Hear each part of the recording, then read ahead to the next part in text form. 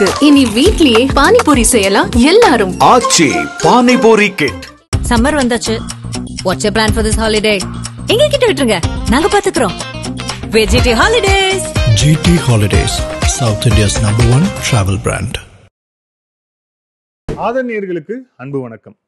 நம்மளுடைய முந்தைய காணொலியில பாகிஸ்தானுடைய பஞ்சாப் மாகாணத்துல சபாநாயகர், அதுக்கப்புறம் வந்து இந்த பயங்கரவாதிகள், குறிப்பாக வந்து பெஹல்காம் தாக்குதலுக்கு மூளையாக இருந்த அந்த தீவிரவாதி சைஃபுல்லா கசூரி, அவன் தலைமையில வந்து ஒரு ப்ரோக்ராம் நடந்தது. அதுல வந்து இந்தியாவுக்கு எதிரான நடந்த அந்த முழக்கங்கள் இது எல்லாத்தையுமே விரிவா வந்து பதிவு செஞ்சிருந்தோம். இந்தியாவுக்கு எதிராக வந்து அந்த கொக்கரிக்க அங்க இருந்த கூட்டம் எல்லாம் வந்து அப்படியே ஆர்ப்பரித்து வந்து கத்துச்சு அப்படிங்கிற அந்த வீடியோ காட்சிகளை வந்து பார்த்தோம். இப்போ அதே பஞ்சாப் மாகாணத்துல ஒரு மிக முக்கியமான ஒரு டார்கெட்டை வந்து தூக்கி இருக்கிறாங்க மர்ம நபர்கள் அப்படின்னா நீங்க புரிஞ்சுக்கலாம் யாரா இருக்கும் அப்படின்ட்டு. மிக முக்கியமான ஒரு டார்கெட் வந்து தூக்கப்பட்டிருக்கான். ஸோ வந்து அந்த டார்கெட் யாரு அப்படிங்கிறத பார்க்கறதுக்கு முன்பாக ஒரு சம்பவத்தை பார்ப்போம். ஏன்னா அப்பதான் வந்து அது வந்து கோர்வையாக நமக்கு வந்து புரியும். 2016 நவம்பர் 29 ஜம்முல இருக்கக்கூடிய நக்ரோட்டா ஆர்மி பேஸ், இந்த பகுதியில விடிய காலையில ஒரு 5:30 மணிக்கு ஒரு 3 பயங்கரவாதிகள் காவல்துறை மாதிரி வந்து உடையை போட்டுக்கிட்டு உள்ள போறாங்க.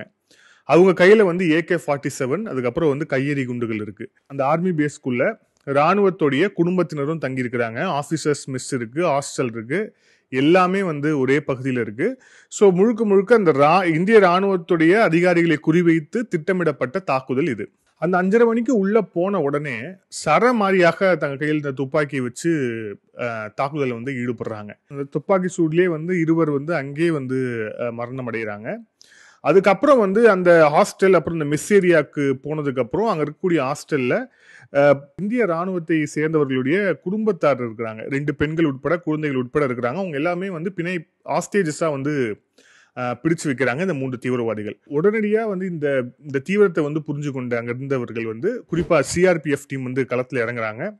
உடனடியா வந்து அந்த தீவிரவாதிகளுக்கு எதிரான வந்து தாக்குதல் அப்படிங்கிறது நடைபெறுது. அவங்க 3 பேரும் வந்து கொலை செய்யப்படுறாங்க அந்த தீவிரவாதிகள். அதுக்கப்புறம் வந்து அந்த ஹாஸ்டேஜஸ் வந்து மீட்கப்படுறாங்க. இப்ப இந்த தாக்குதல் சம்பவத்துல நம்மளுடைய தரப்புல இருந்து 2 மேஜர் உட்பட 7 பேர் நாம வந்து இழந்தோம். குறிப்பா சொல்லணும் அப்படின்னா மேஜர் கௌசவி குணால், மேஜர் அக்ஷய் கிரீஷ்குமார், ஹவில்தார் சுக்ராஜ் சிங் உள்ளிட்ட 7 பேர் வந்து நம்மளுடைய தரப்புல இருந்து இறந்து போனாங்க. இந்த சம்பவம் அப்படிங்கிறது இந்திய ராணுவத்தை குறிவைத்து, இந்திய ராணுவத்துடைய குடும்பத்தாரை குறிவைத்து நடத்தப்பட்ட ஒரு தாக்குதல் சம்பவம் இது. இது எப்ப நடக்குது அப்படின்னா, அந்த ஜம்மு காஷ்மீர்ல புர்ஹான் வானி அப்படின்னு சொல்லிட்டு ஒரு பயங்கரவாதி, அவன் வந்து சோசியல் மீடியா இன்ஃப்ளூயன்சர் வேற. ஸோ அந்த அவனை வந்து நம்ம தீர்த்து கட்டின பிறகு அதற்கு எதிராக நடக்கக்கூடிய ஒரு எதிர்வினை சம்பவங்களாக இந்த தாக்குதல் சம்பவம் அப்படிங்கிறது நடக்குது. அதுவும் ஒரு ஆர்மி பேஸ்குள்ள புகுந்து அவங்களுடைய குடும்பத்தார் இருக்கக்கூடிய பகுதியில ஒரு மிகவும் கோழைத்தனமான ஒரு தாக்குதலை வந்து இந்த பயங்கரவாதிகள் வந்து நடத்தி முடிச்சாங்க. இது நடந்தது 2016 நவம்பர் மாதத்துல. இப்ப நம்ம இருக்கிறது 2025. ஸோ இப்ப நம்ம பார்க்கிறோம் இந்த தாக்குதலுக்கு மூளையாக இருந்தவன் யார் அப்படிங்கிற ஒரு கேள்வி. இந்த தாக்குதலுக்கு மூளையாக இருந்தது அப்படிங்கிறது ஜெய்ஷ் இ முகமது அப்படிங்கிற ஒரு அமைப்பு. நமக்கு தெரியும் இந்த ஜெய்ஷ் இ முகமது அப்படிங்கிற இந்த அமைப்பு வந்து மசூத் அசார் தலைமையில் இயங்கக்கூடிய ஒரு பயங்கரவாத அமைப்பு. தொடர்ச்சியாக இந்தியாவில் நடக்கக்கூடிய மிக பயங்கரவாத தாக்குதல்கள் எல்லாத்துக்குமே பின்னணியில் இருந்தது இந்த நாசக்கார அமைப்பு தான். இந்த அமைப்புடைய ஒரு முக்கியமான ஒரு தலைவராக இருந்தவன் தான் அப்துல் ஐஸ் எசர் அப்படிங்கிற அந்த பயங்கரவாதி. இந்த பயங்கரவாதி தான் நக்ரோட்டா ஆர்மி பேஸ்ல நடந்த தாக்குதலுக்கு வந்து மூளையாக வந்து செயல்பட்டவன். ஸோ இப்ப வந்து இவன் வந்து கொலை செய்யப்பட்டிருக்கிறான். யாரால அப்படிங்கிற விஷயத்துக்குலாம் அடுத்து போவோம். பஞ்சாப் மாகாணத்தில் இருக்கக்கூடிய பாக்தார் அப்படிங்கிற மாவட்டத்துல வந்து இருக்கிறான்.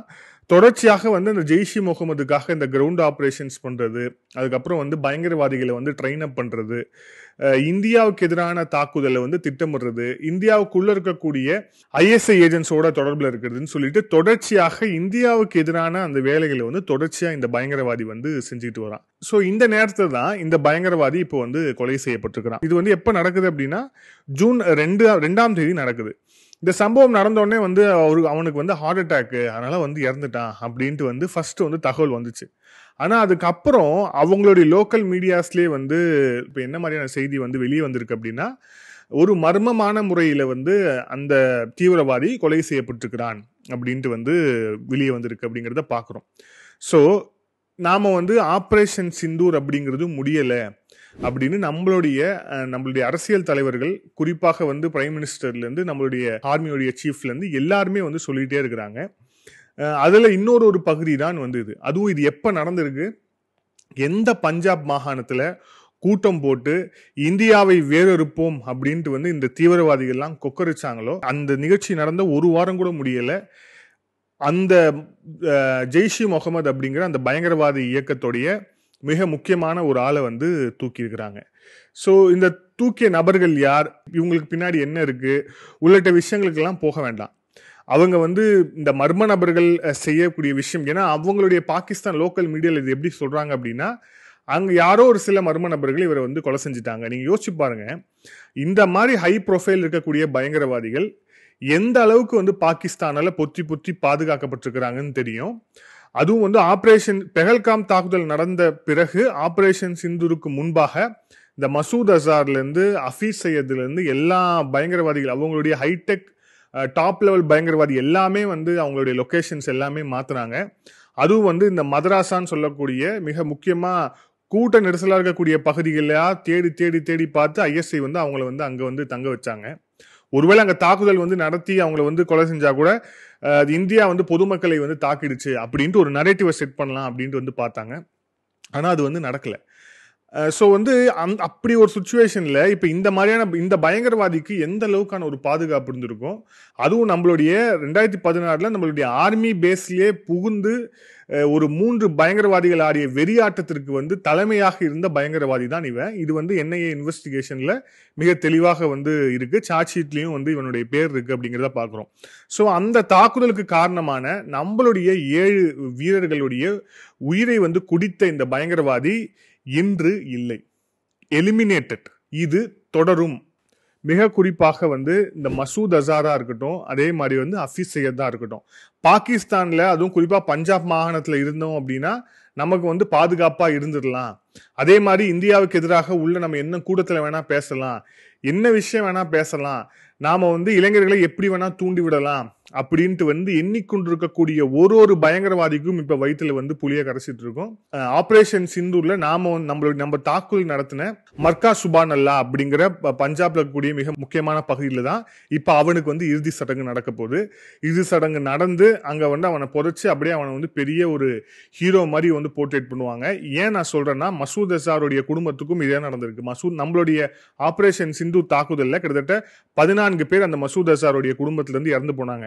ஆனா இந்த இஸ்லாமாபாத் அரசாங்கம் என்ன பண்ணாங்க, இந்த பயங்கரவாதி குடும்பத்தை சேர்த்த ஒருத்தருக்கும் 1 கோடி, கிட்டத்தட்ட 14 கோடி வந்து அந்த மசூத் அசார் குடும்பத்துக்கு வந்து நிவாரணமா கொடுத்தது இந்த இஸ்லாமாபாத் அரசாங்கம்.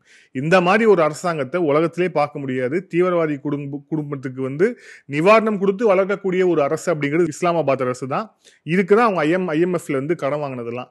சோ வந்து அதே இடத்துல இந்த மர்கா சுபான் அல்லா அப்படிங்கிற அதே பகுதியில தான் வந்து இப்போ இந்த பயங்கரவாதிக்கும் வந்து இந்த இறுதி சடங்கு நடந்து அப்படியே வந்து அவர் வந்து தூக்கி வந்து வைக்க போறாங்க. எப்படியா இருந்தாலும் இந்தியாவுக்கு எதிராக பேசிய, குறிப்பாக நம்மளுடைய ராணுவத்தை குறிவைத்து தாக்குதல் நடத்த காரணமாக இருந்த இந்த பயங்கரவாதி இப்போது இல்லை, கொலை செய்யப்பட்டிருக்கிறான். இது வந்து அடுத்தடுத்து எல்லாருக்குமே நடக்கும் அப்படிங்கிற பயம் இருக்கும். இப்பவே வந்து அந்த பெஹல்காம் தாக்குதலுக்கு மூளையாக இருந்த கசூரிக்கெல்லாம் வந்து பாதுகாப்பை வந்து இந்த இஸ்லாமாபாத் அரசாங்கம் வந்து அதிகரிச்சிருப்பாங்க அப்படிங்கிறத வந்து நம்ம பார்க்கிறோம்.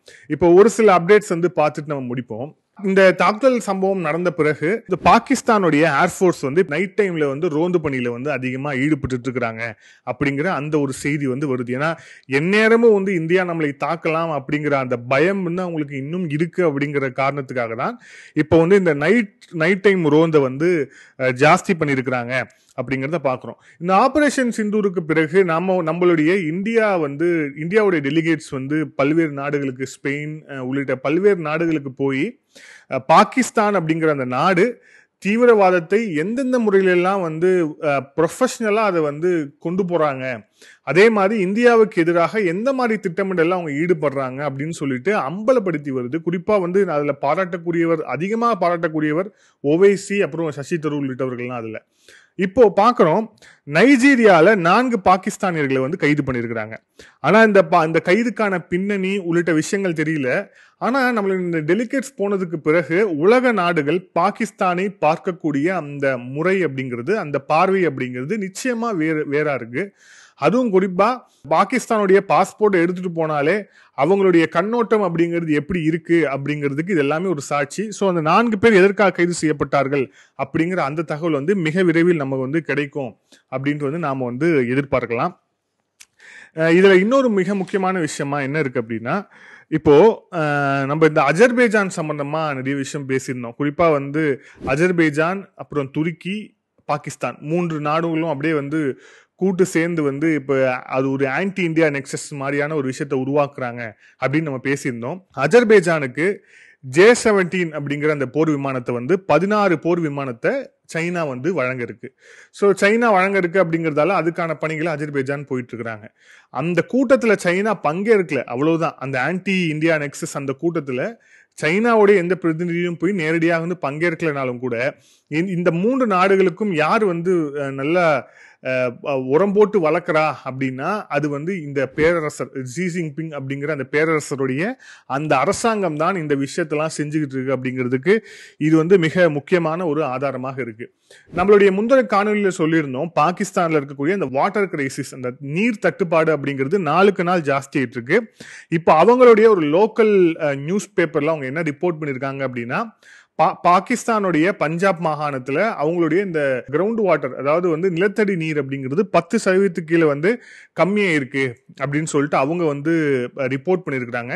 இன்னும் வந்து பீக் சம்மர் போகும்போது இந்த இண்டஸ் வாட்டர் ட்ரீட்டியோடைய தண்ணியும் வந்து நிறுத்தப்படும் போது பாகிஸ்தான், அதுவும் குறிப்பாக பஞ்சாப் மாகாணம் என்ன கதியாக போகுது அப்படிங்கறத நம்ம வந்து அடுத்தடுத்த செய்திகள் நம்ம வந்து நிச்சயமா வந்து பார்க்க தான் போறோம்.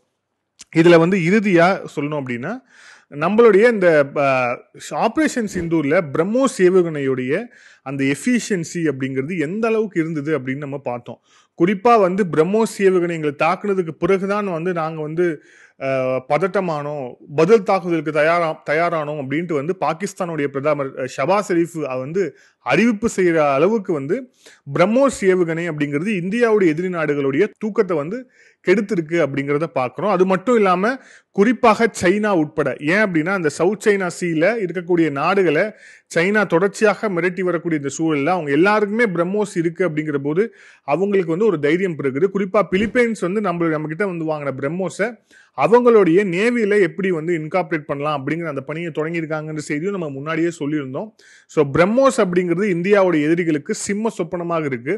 இப்போ அதோட அடுத்த விஷயமா நம்ம என்ன பண்றோம் அப்படின்னா, அதோட ஒரு அப்கிரேட் விஷயமா என்ன பண்றோம் அப்படின்னா, ரஷ்யால இருந்து ஜிர்கான் ஹைப்பர்சானிக் மிசைல், அதுல இருக்கக்கூடிய டெக்னாலஜி, அதுக்கப்புறம் அதுல இருக்கக்கூடிய அப்கிரேஷன்ஸை நம்மளுடைய பிரம்மோஸ் 2 மிசைல்ல வந்து நம்ம வந்து அதை வந்து செலுத்துறதுக்கான, அதை வந்து இன்கார்பரேட் பண்றதுக்கான, அதோட இத விஷயத்தை ஒருங்கிணைக்கிறதுக்கான பணி அப்படிங்கிறது போயிருக்கு. அதாவது அந்த மிசைலுடைய, ரஷ்யாவுடைய மிசைலுடைய அந்த ஹைப்பர்சானிக் மிசைலுடைய டெக்னாலஜி அதை வந்து நம்மளுடைய பிரம்மோஸ் 2ல வந்து இன்கார்பரேட் பண்ணி அதோட எஃபிஷியன்சியை இன்னும் பல மடங்கு ஆக்குவதற்கான பணிகள் அப்படிங்கிறது போயிருக்கு.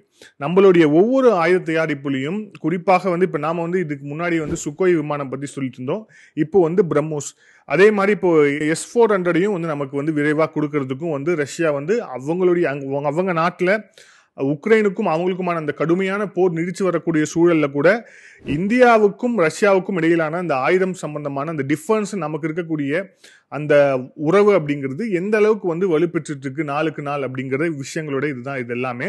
அது மட்டும் இல்லாம பிரம்மோஸ் ஏவுகணை வந்து இன்னும் பலம் பெறுது அப்படிங்கிறது இந்தியாவுடைய எதிரிகளுக்கு மிக நிச்சயமாக ஒரு செய்தியாக அமையும். மீண்டும் இன்னொரு காணொலியில் சந்திப்போம். அதோட நன்றி, வணக்கம்.